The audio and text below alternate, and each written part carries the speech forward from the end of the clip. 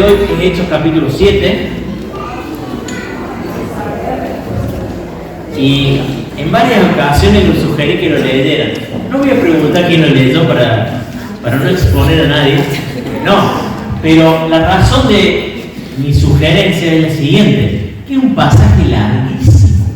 Bien, es tan largo que en toda la semana pensaba cuando estudiaba, digo, ¿cómo voy a hacer para explicar todo lo que este pasaje tiene? Bien, bueno, vamos a ver qué pasa. Bien, ¿qué pasa?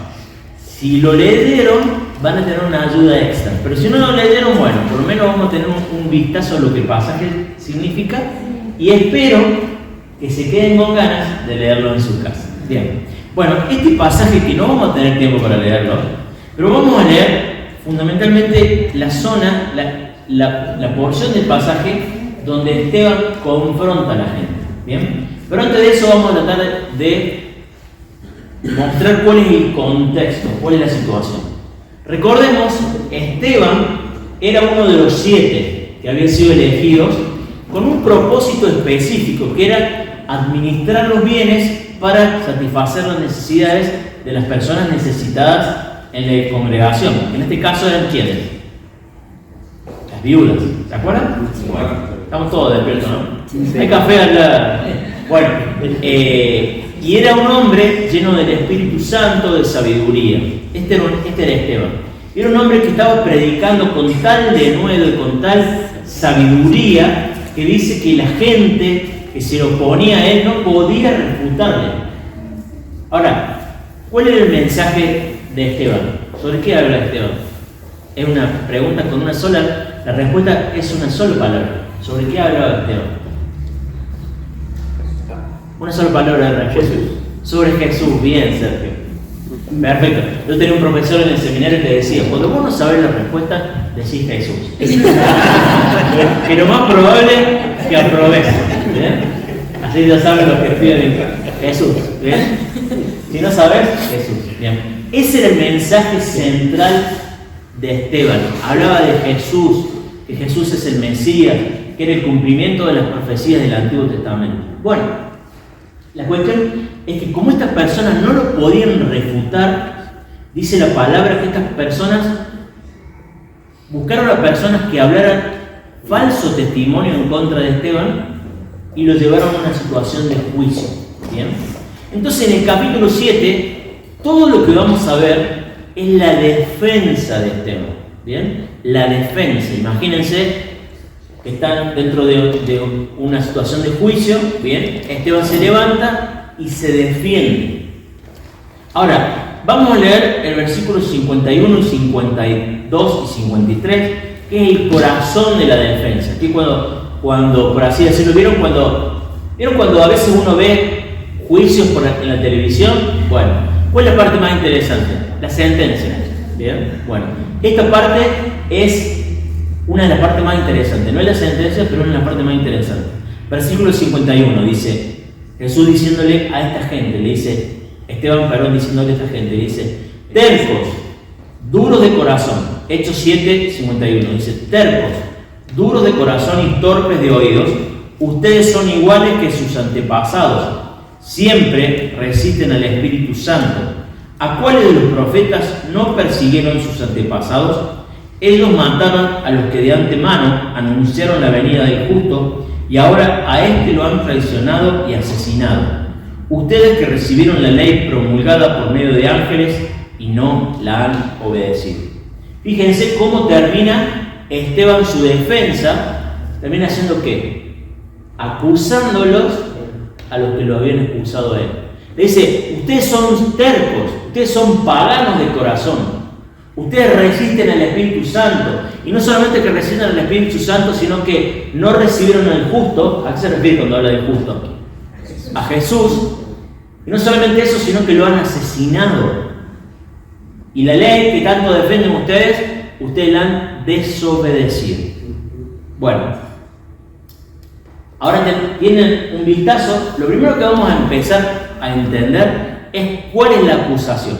¿Cuál es la falsa acusación? Si se fijan en el capítulo 6, versículo 13 dice, presentaron testigos falsos que declararon: este hombre no deja de hablar contra este lugar santo y contra la ley. ¿Bien? ¿De qué lo acusan a Esteban? Lo acusan de hablar en contra del templo que había construido Salomón y que se reconstruyó después, porque lo destruyeron, lo reconstruyó en la época de Edra y Nehemías, que básicamente que Esteban hablaba en contra del templo y que hablaba en contra de la ley. Entonces, en el capítulo 7, lo llaman a Esteban, y Esteban hace una defensa. Fíjense, el 7.1 dice: ¿son ciertas estas acusaciones? Le preguntó el sumo sacerdote. Fíjense, ¿quién es el que le pregunta? No es un don nadie. ¿Quién era la persona más importante dentro del establishment religioso en Israel en esa época? El sumo sacerdote. ¿Bien? Entonces, a partir de ahí, en el versículo 2, Esteban empieza a defenderse. Y después pueden leerlo en su casa más tranquilo, pero Esteban empieza a contar básicamente la historia del Antiguo Testamento. Y cuenta acerca de Abraham, acerca de los patriarcas, acerca de José, cómo José fue llevado a Egipto, cómo los hermanos lo traicionaron, lo vendieron, cómo el pueblo de Israel creció en Egipto, cómo Dios llamó a Moisés y por medio del hermano de Moisés el pueblo fue liberado. Bien, hay una narrativa de toda esa historia. Luego cuenta cómo lo que era el tabernáculo, que era la tienda de reunión, por mano de David y particularmente de Salomón, fue construido. Bien, contando toda esa historia, bien, Esteban, vamos a ver que se defiende y fundamentalmente habla acerca del templo, acerca de la ley y acerca del tema por el cual estaba siendo acusado. ¿Cuál era el tema, Sergio? Jesús. Jesús. ¿Bien? ¿Cuál era el tema central? Jesús. ¿Bien? Bueno, primero, vamos a hablar acerca del templo. Lo primero que van a ver en todo el relato es que Esteban quiere demostrar que Dios no estaba confinado al templo. ¿Bien? Esteban quiere demostrar que Dios no estaba limitado al templo. Fíjense, en el capítulo 7 dice,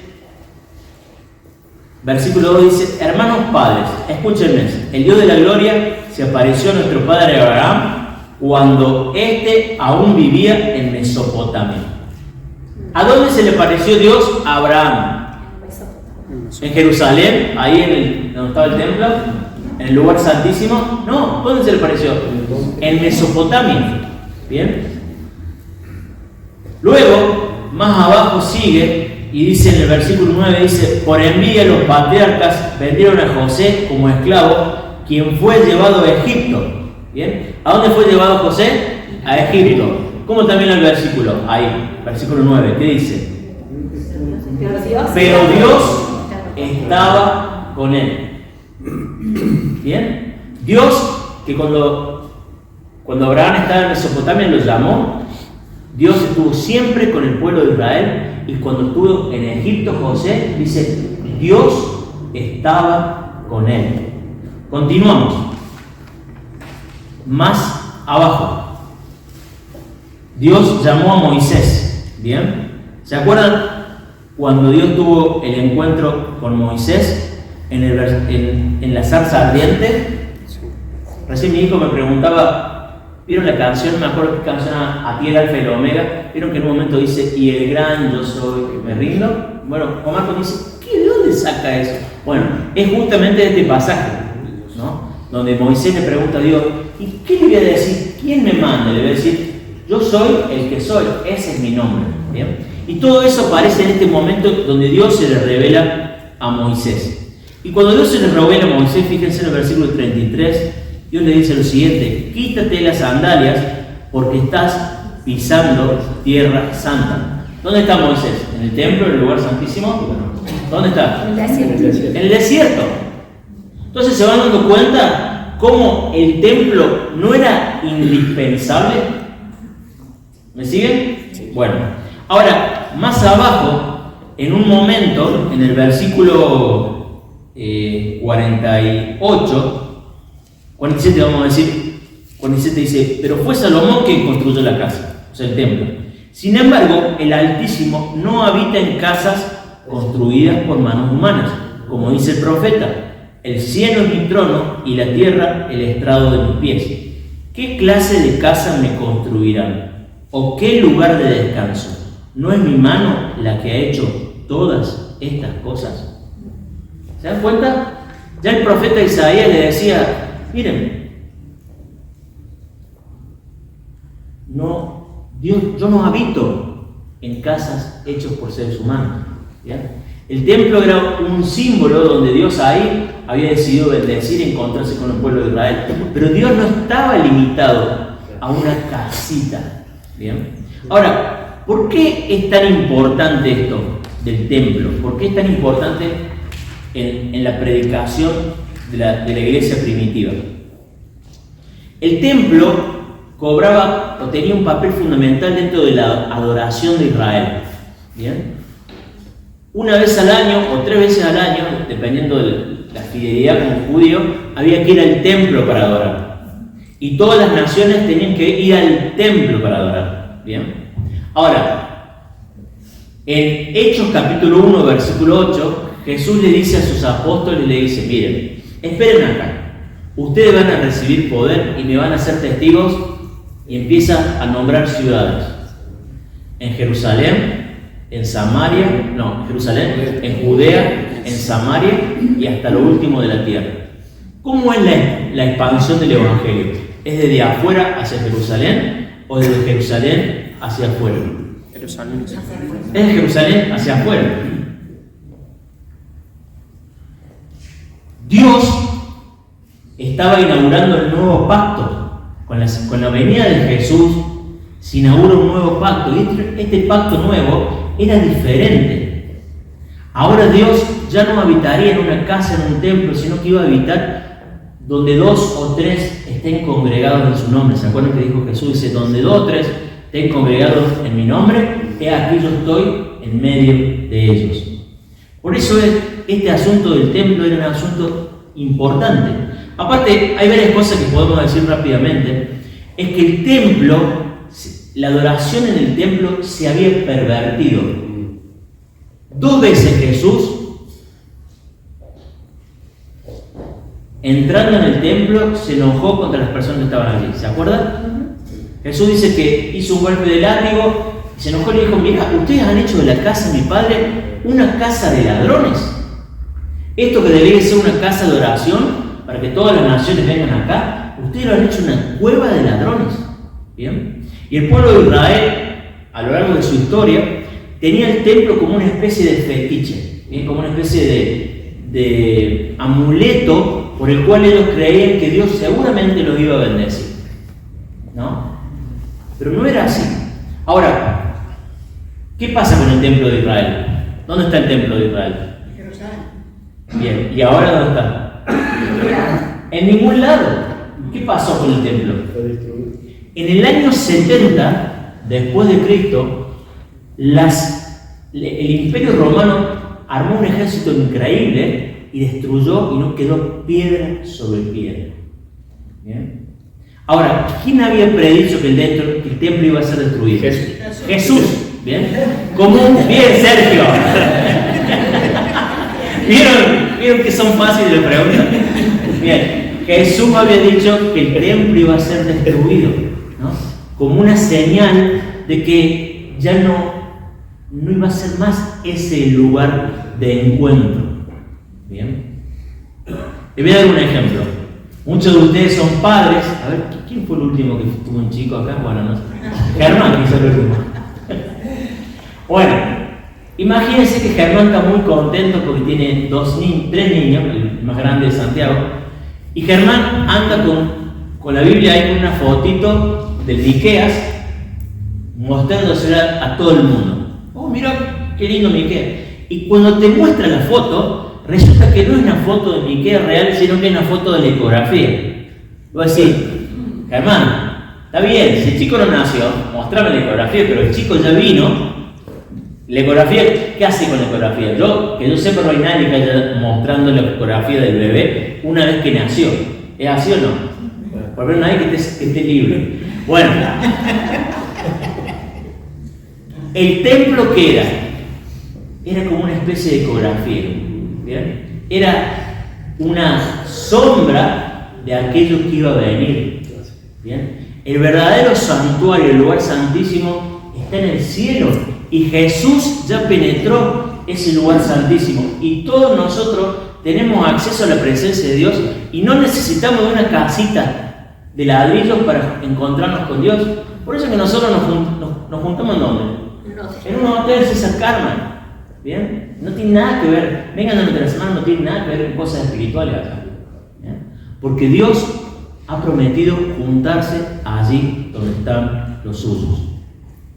Bien, ese es el punto 1.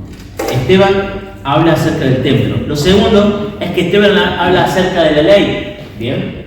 Ahora, a simple vista, si ustedes ven los que leyeron el pasaje, Esteban, al hablar tan largo acerca de la historia del Antiguo Testamento, ¿muestra una apreciación o un desprecio por la ley? No, una apreciación. Una apreciación. O sea, fíjate vos, Esteban demuestra un conocimiento y un manejo de la ley increíble. O sea, él conocía la ley. Y fundamentalmente, fíjense, en el versículo 38, habla en forma positiva de la ley. El versículo 38 dice: este mismo Moisés estuvo en la asamblea en el desierto con el ángel que le habló en el monte Sinaí y con nuestros antepasados. Fue también él quien recibió palabras de vidas para comunicárnoslas a nosotros. Según Esteban, ¿qué era la ley? Eran palabras de vida. ¿Bien? Palabras de vida. Ahora, ¿cuál era el problema con las palabras de vida? Si vos, no hace falta leer este discurso, pero si usted lee en una forma superficial, podés escucharla en audiolibro en la Biblia, en el auto, cuando vas de viaje. Si lees todo, escuchás o lees el Antiguo Testamento, te vas a dar cuenta que la historia del Antiguo Testamento es una historia de desobediencia. De hecho, en el libro de Oseas, Dios le dice al profeta que se case con una mujer infiel para que sea una parábola de la relación que él tenía con el pueblo. ¿Bien? Esa mujer que en este caso Oseas le había sido infiel vez tras vez, era una parábola de la relación del pueblo con Dios. Si usted ve en el Antiguo Testamento, Dios, su relación con Israel, cuando comenzó la relación con el pueblo, ¿se acuerdan cuando Moisés sube a recibir los 10 mandamientos? Ese momento glorioso, ¿qué estaba haciendo el pueblo abajo?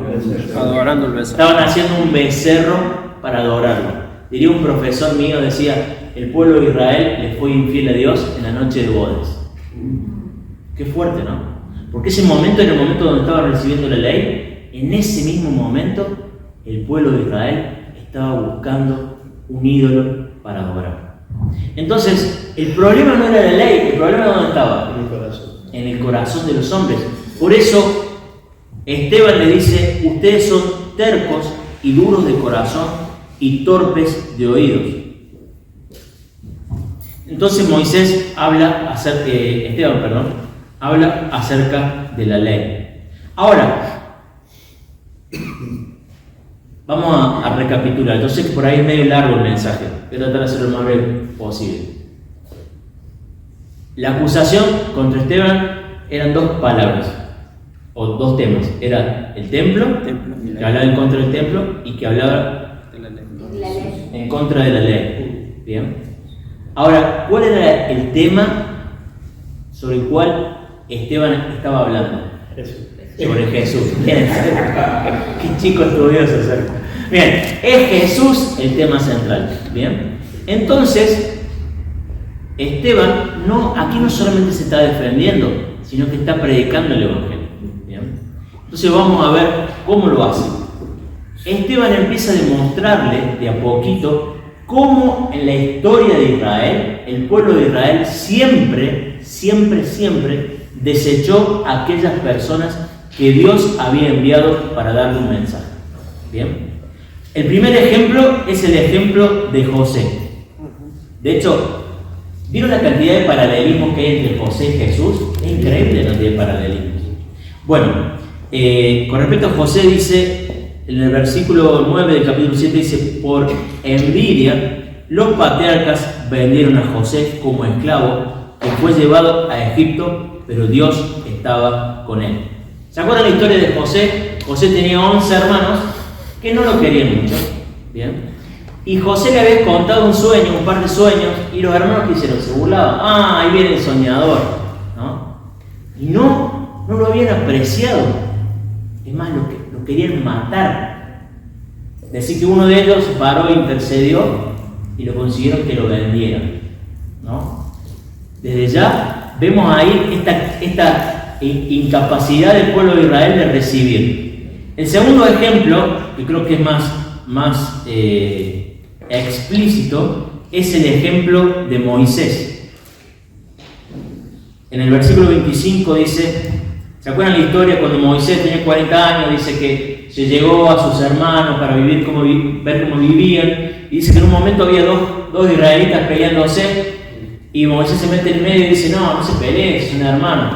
Y uno de ellos le dice, ¿qué nos querían asesinar a nosotros como había asesinado Moisés a otro egipcio?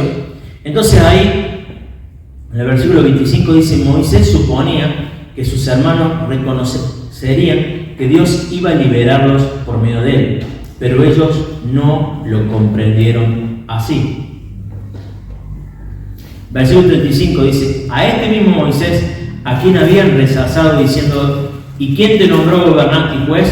Dios lo envió para ser gobernante y libertador mediante el poder del ángel que se le apareció en la zarza. ¿Se acuerdan? Los que por ahí quizás han leído el pasaje o por ahí han visto alguna película.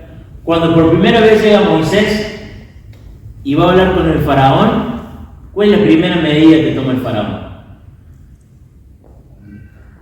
Esta respuesta no es Jesús.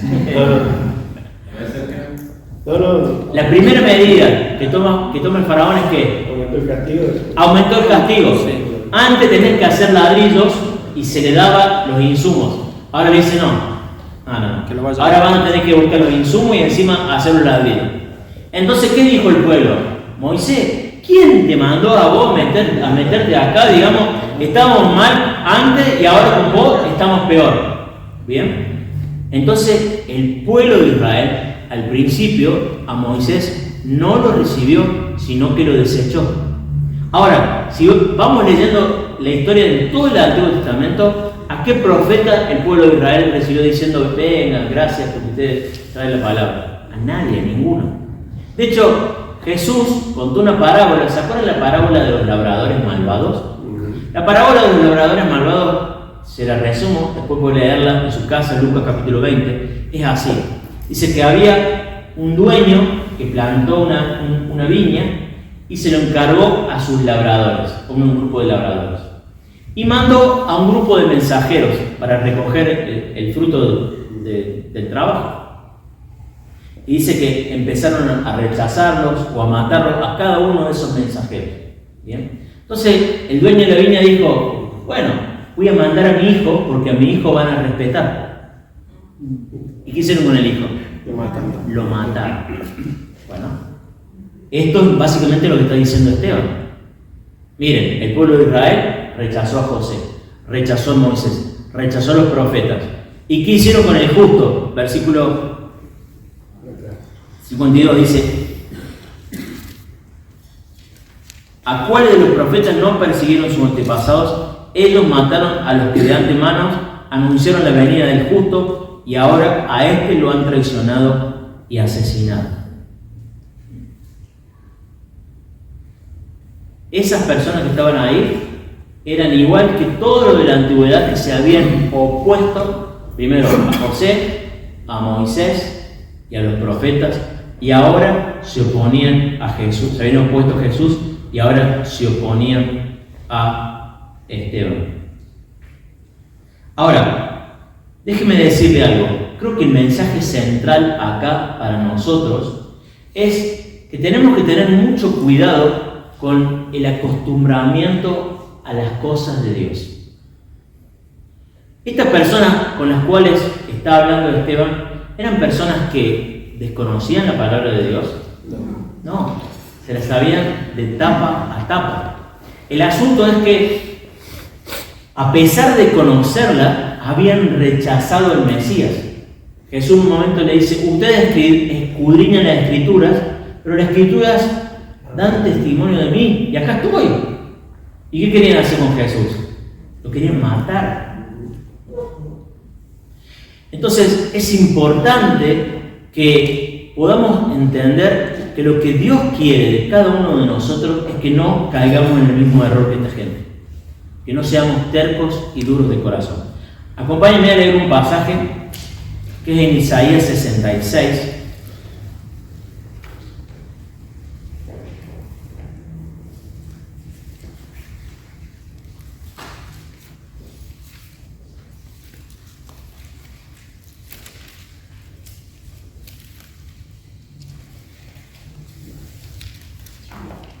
Isaías 66.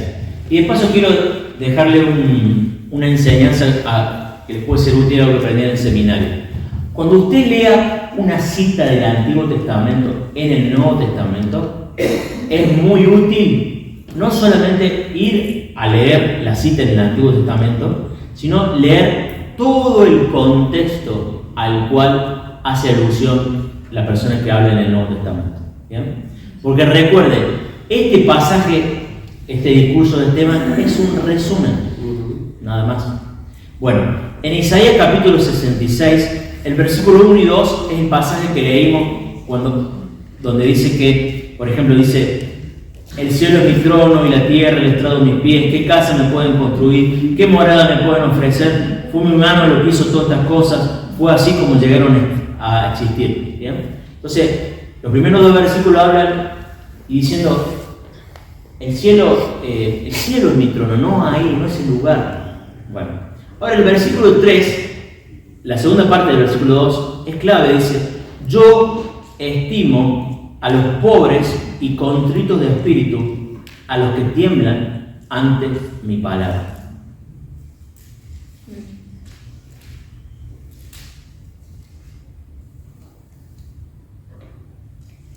Yo estimo al contrito y humilde y al que tiembla a mi palabra.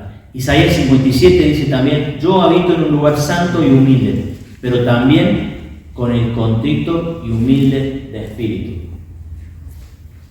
¿Por qué es importante este pasaje?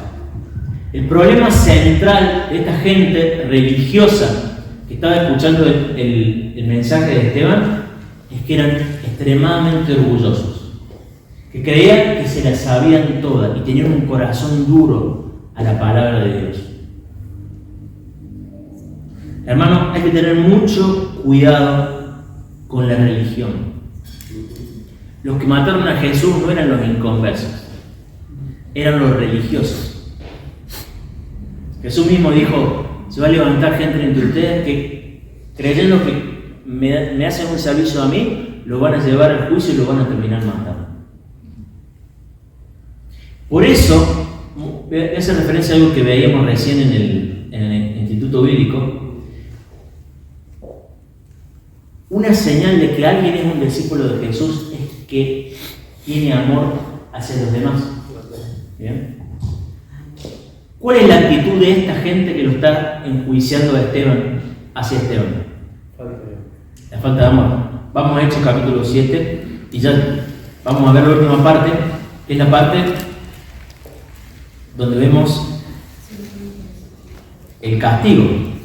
Versículo 54 dice: al oír esto, rechinando los dientes, montaron en cólera contra él. ¿Qué había en el corazón de esos religiosos? Estaban enojados. ¿Y qué terminaron haciendo con Esteban? Lo mataron. ¿Bien?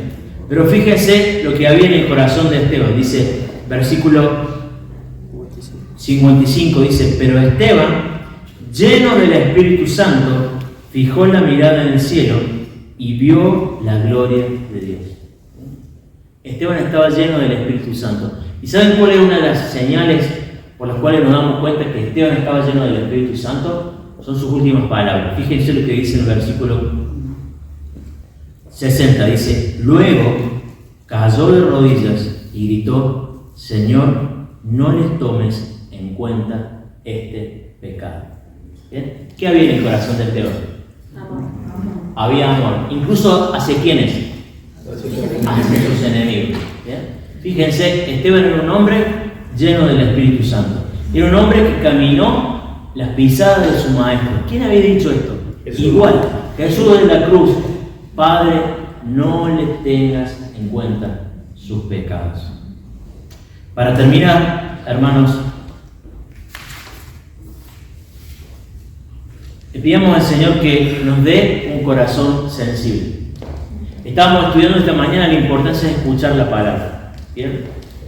Todas las mañanas Dios está ahí en el living de tu casa o en tu habitación y está la palabra abierta, ¿no? Y Dios te está esperando. Es cuestión de que abras tu Biblia y empieces a escuchar la palabra de Dios. ¿Saben qué? La historia de Esteban, la historia del asesinato y el martirio de Esteban, que fue el primer mártir de la iglesia, es una demostración de esta guerra cósmica que hay. ¿Bien? El Señor dijo: va a haber una pelea entre la simiente de la mujer y la simiente de la serpiente. ¿Bien? Eso en Génesis 3:16.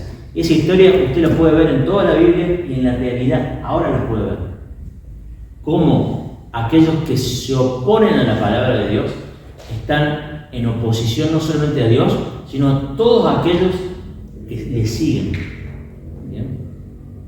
Vamos a terminar con una oración. Señor, te pedimos en esta mañana que tú nos bendigas. Señor, gracias por el ejemplo de Esteban, que vemos que era un hombre lleno del Espíritu Santo. Señor, gracias porque ahora no necesitamos un templo, sino que ahí donde estamos 2 o 3 reunidos, congregados en tu nombre, aquí estás tú en medio nuestro, Señor. Señor, líbranos, Señor, de la religiosidad vacía.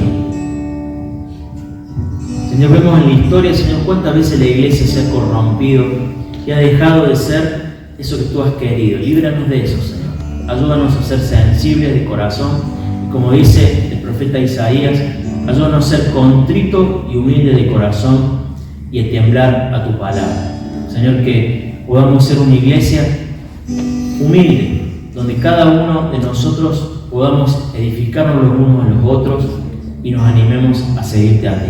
En el nombre de Jesús te lo pedimos. Amén.